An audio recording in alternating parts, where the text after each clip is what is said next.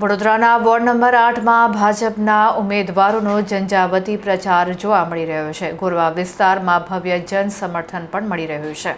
વડોદરામાં સ્થાનિક સ્વરાજ્યની ચૂંટણીનો જંગ જામ્યો છે, જ્યારે તમામ રાજકીય પક્ષો મતદારોને રીઝવવા એડી ચોટીનું જોર લગાવી રહ્યા છે.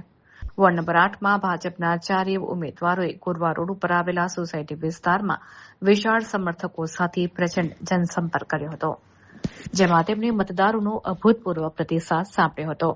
ભાજપના ઉમેદવારો અજય ડાભી, કેતન પટેલ, રીટાબેન આચાર્ય, મીનાબા ચૌહાણ દ્વારા ગોરવા રોડની વિવિધ સોસાયટીઓ જેવી કે જય નારાયણ સોસાયટી, ચિત્રકૂટ સોસાયટી, આલંબિક નગર, જય સત્યનારાયણ અને સ્વામી વિવેકાનંદ હાઇટ્સનો સમાવેશ થાય છે.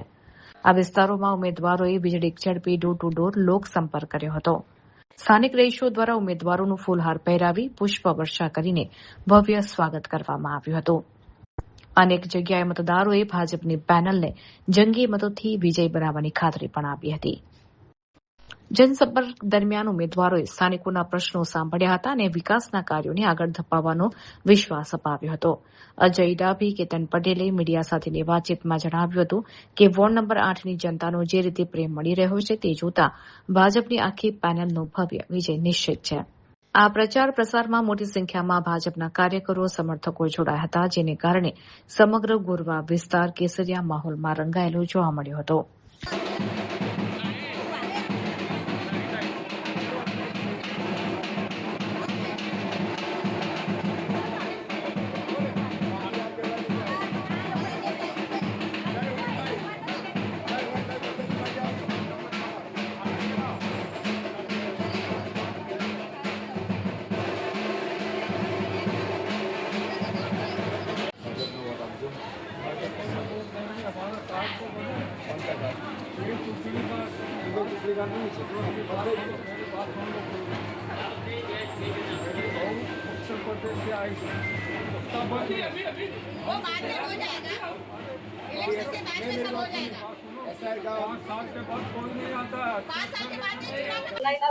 આજે જયનારાયણમાં અમે ફેરણી ફરી રહ્યા છે.